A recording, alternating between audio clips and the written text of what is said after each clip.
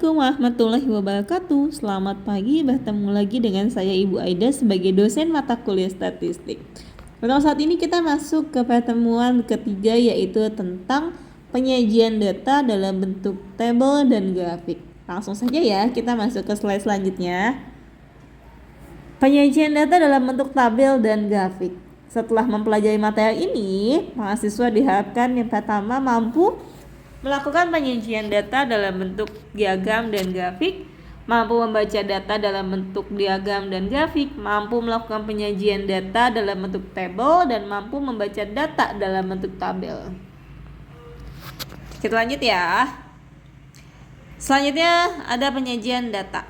Penyajian data merupakan suatu kegiatan penyusunan laporan hasil penelitian yang telah dilakukan supaya mudah dipahami dan dideskripsikan sesuai dengan tujuan yang diharapkan.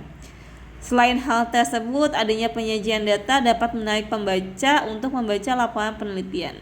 Data yang ditampilkan harus sederhana, jelas, dan sistematis, supaya pembaca lebih mudah untuk memahami. Penyajian data dapat didasarkan atas populasi atau sampel yang telah dikumpulkan, kemudian diatur, disusun, dan dilakukan penggambaran. Untuk melakukan hal tersebut perlu adanya teknik penyajian data, dan maksud dari penyajian data diantaranya adalah sebagai berikut. Yang pertama, membandingkan dua data atau lebih. Yang kedua adalah menampilkan penyebaran data atau subjek menurut nilai atau kategori variabel tertentu.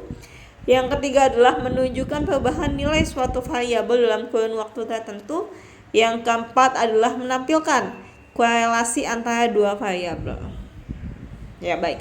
Jadi untuk penyajian data adalah suatu data yang sudah diambil datanya, diproses datanya, lalu dikelola, maka data itu harus disajikan. Nah, kita sebut adalah sebagai penyajian data. Ya, data itu sudah diatur, disusun, dan sudah digambarkan.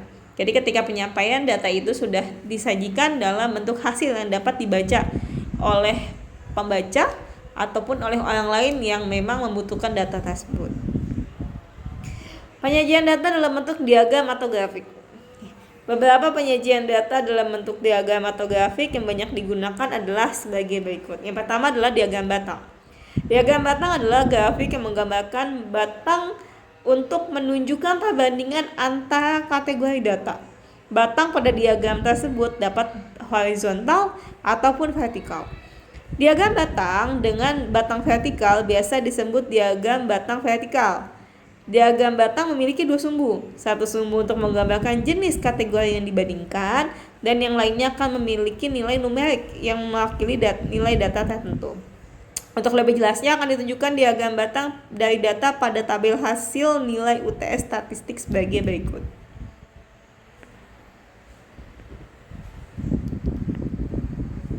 Oke, daftar nilai UTS mata kuliah statistik dasar. Ya, ini adalah untuk datanya. Untuk datanya sudah diurutkan dari nilai paling besar ke paling kecil. Jadi yang pertama ada nilai 95, frekuensinya ada 2. Berarti yang dapat nilai 95 ada 2 mahasiswa atau 2 anak. Yang kedua nilai 90, frekuensinya 13. Berarti jumlah data yang dapat nilai 90 untuk nilai UTS adalah 13 mahasiswa atau 13 anak. Yang ketiga dengan nilai 85, frekuensinya 10. Berarti yang dapat nilai 85 sebanyak 10 mahasiswa atau 10 anak. Dan selanjutnya nilai 80, frekuensinya 23. Berarti yang dapat nilai 80 adalah 23 anak atau 23 mahasiswa. Sedangkan yang dapat nilai 75, frekuensinya 22. Atau yang dapat nilai 75 berarti ada 22 anak.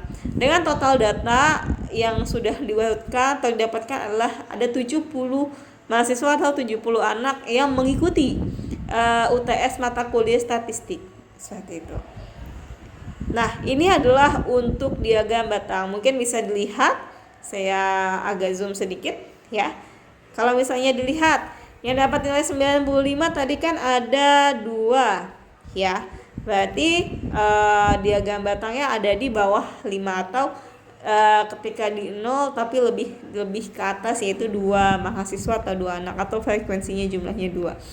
Lalu di sini yang dapat nilai 90 tadi ada berapa? Ada 13 dan 85 ada 10. Yang 90 berarti ada 13. Berarti dia ada di antara 10 dan 15. Yang dapat nilai 85 nilainya ada 10, berarti dia itu kondisinya ada 85 nilainya dan ada frekuensinya 10. Mungkin bisa dilihat di layarnya atau di layar komputer atau di handphonenya garis yang menunjukkan jumlah data yang dapat nilai 85. Begitu juga untuk yang 80. Untuk nilai 80 tadi konfirmasi untuk sebanyak 23. Berarti karena kondisinya di sini 23 H-nya itu adalah 5, berarti di antara 20 sampai 25. Begitu juga yang 75. Ya. Dan ini adalah bentuk diagram batang dari data nilai UTS statistika dasar.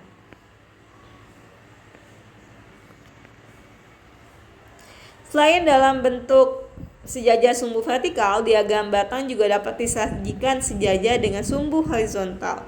Dengan data yang sama, maka menghasilkan diagram batang seperti di bawah ini. Nah, ini kalau untuk diagram batang dengan versi yang lain atau dengan sumbu horizontal, ya.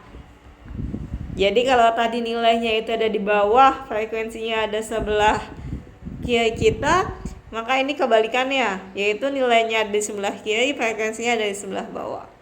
Ya, mungkin bisa diperhatikan yang dapat nilai 95 ada 2, yang dapat nilai 90 ada 13, yang dapat nilai 85 ada 10 jumlahnya atau frekuensinya. Begitu juga untuk yang dapat nilai 80 dan juga 75. Lalu tadi sudah kita dapatkan, datanya sudah ada, datanya sudah diperoleh, datanya sudah disajikan, dan datanya juga sudah diolah dan disajikan. Maka selanjutnya data dianalisis atau data diolah. Selanjutnya peneliti menganalisis data. Analisis data yaitu pengujian asumsi data yang didapatkan dari hasil penelitian. Contohnya pengujian asumsi distribusi normal, distribusi homogenitas, analisis regresi, analisis varian, analisis covariance, pengujian perbedaan dua rata-rata, serta pengujian statistik non-parametrik. Analisis data disesuaikan dengan jenis penelitian, kualitatif maupun kuantitatif, dan juga hipotesisnya. Jadi teman-teman, setelah data itu diperoleh dan data itu didapatkan, data itu tidak mentah langsung dituliskan ke dalam sebuah penulisan. Ya, kan kalau kondisinya kita sebagai mau melakukan peneliti, otomatis harus ada kesimpulan yang didapat. Berarti kan kita sedang meneliti sesuatu dan data itu harus kita olah untuk mendapatkan hasil kesimpulan. Nah, sebelum kesimpulan, datanya itu nggak mungkin langsung kita bisa kesimpulan, harus kita lakukan analisa dulu. Apa yang dianalisa sesuai kebutuhan penelitian kalian. Kalau memang penelitiannya untuk mendapatkan jumlah, contoh kalian mendata jumlah masyarakat miskin di daerah Jabodetabek, otomatis kan kalian harus mendata masyarakat dengan penghasilan tertentu, mungkin penghasilan 1,5 sampai 2 juta. Berarti kalian harus data tuh jumlahnya. Oh, penghasilan 1 juta sampai 2 juta itu ada berapa jumlah penduduk, ada berapa jumlahnya. Penghasilan 1,5 sampai 2 juta itu ada berapa jumlah penduduk yang mendapatkan penghasilan segitu. Lalu data akan diolah. Data diolah lalu dianalisa. Analisanya menggunakan apa?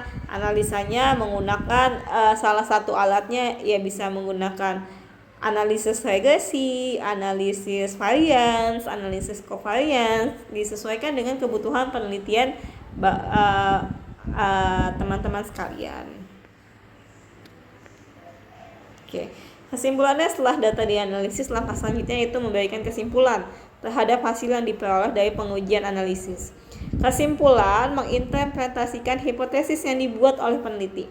Kesimpulan yang diambil oleh peneliti harus informatif, komunikatif, dan dapat dipertanggungjawabkan. Ya, jadi itulah untuk penyajian data dalam bentuk tabel dan grafik di pertemuan 3 kita kali ini. Semoga bermanfaat untuk teman-teman semua. Kita akan bertemu lagi di pertemuan keempat. Terima kasih, selamat siang.